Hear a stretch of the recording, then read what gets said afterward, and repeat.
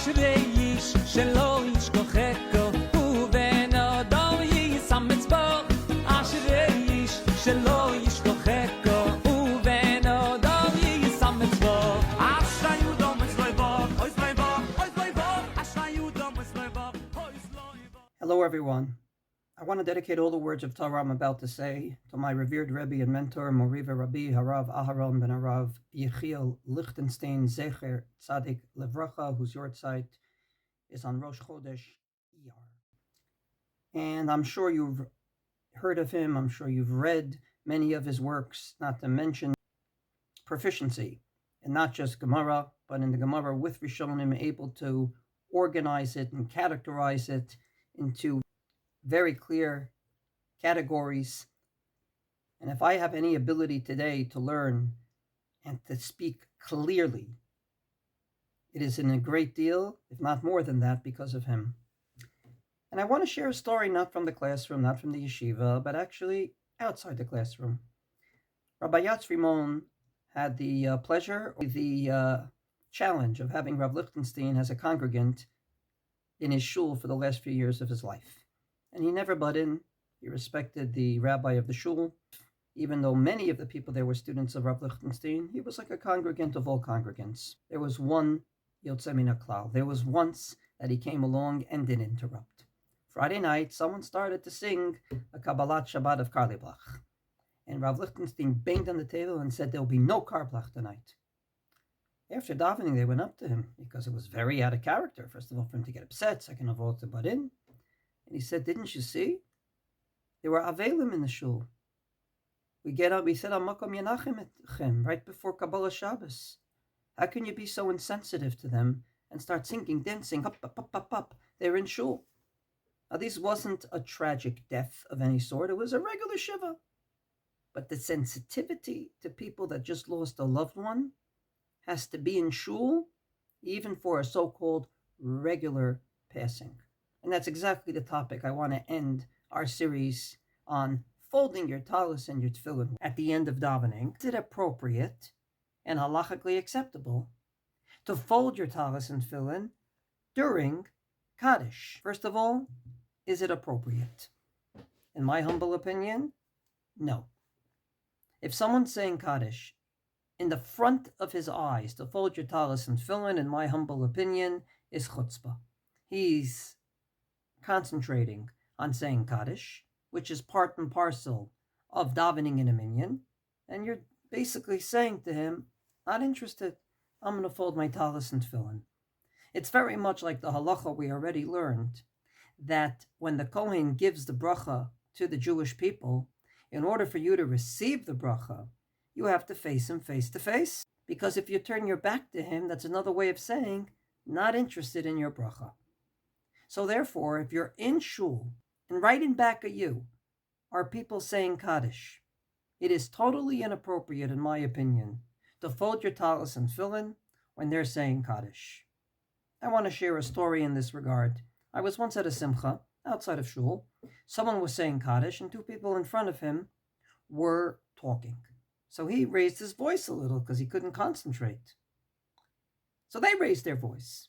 And this goes on and on throughout the Kaddish. They want to hear each other talk. He wants to say Kaddish and hear.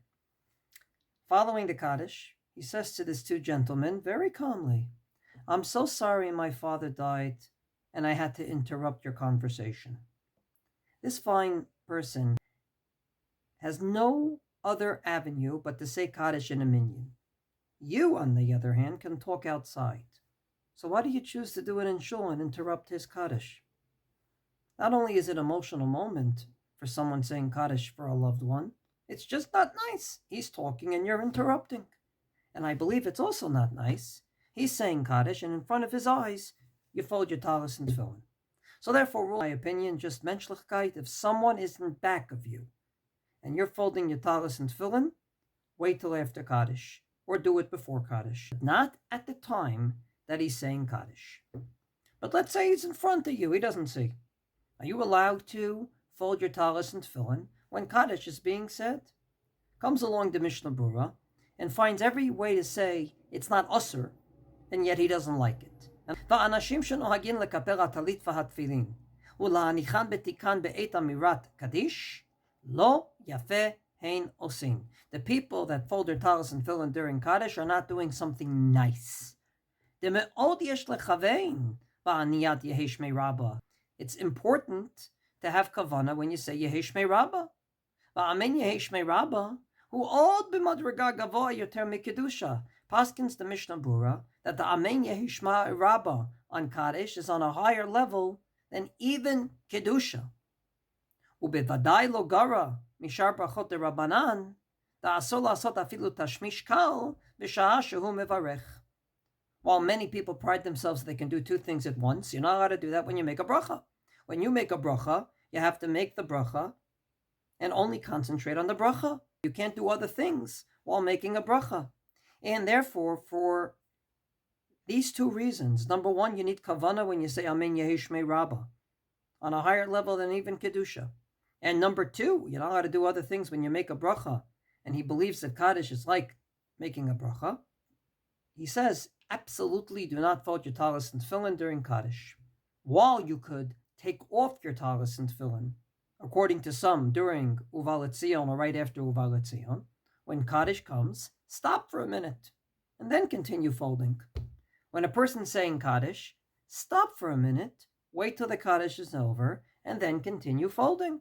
Not only would it be nicer to the person saying Kaddish if he sees you, but even if he doesn't see you, you won't be violating these two concerns, which again are not isurim. I can't say prohibitions, but if the Mishnah Bura said lo yafeh hein osin, that's good enough for me to understand it's not the nice thing to do. So therefore, you can probably take off your talis and tefillin towards the end of davening. We brought the 5 points of view, but do not take it off and start folding it during Kaddish, and especially if the Kaddish sayer is looking at you. And as I started with a story about my great rebbe, allow me to end with a story along the same lines. My great rebbe was a very balanced, thoughtful individual. You'd never catch him saying something he didn't think about and then saying, whoops, I didn't mean that, or I take it back. And you never caught him losing his temper or what, but there were 2 exceptions in my 8 years in yeshiva, and one of them was the following case. There was someone that unfortunately lost his father, and he started to daven for the Yamud, as is the custom every single day. Problem was, it was a bit too slow.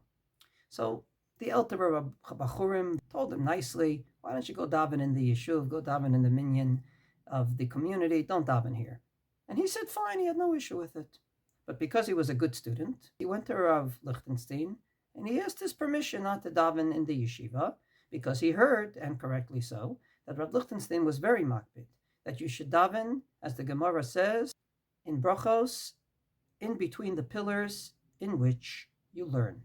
So he went to Rav Lichtenstein and asked him, may I go to the yeshuv because I'm too slow for these people? Rav Lichtenstein, I hate to use the term, lost it. And he gave us a tongue lashing like you wouldn't believe. He just read the psukim from Parshat Mishpatim about kol almana v'yatom lo ta'anun. Do not make a yatom, someone that just lost his father or mother, do not torture them. And he started to say what the punishment would be.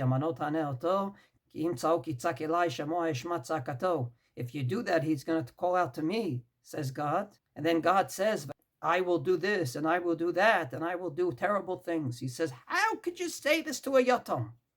How could you say this to an orphan? And I believe that sensitivity is needed each and every time we hear Kaddish, especially from an orphan or for someone saying it for a loved one on a Yartzeit.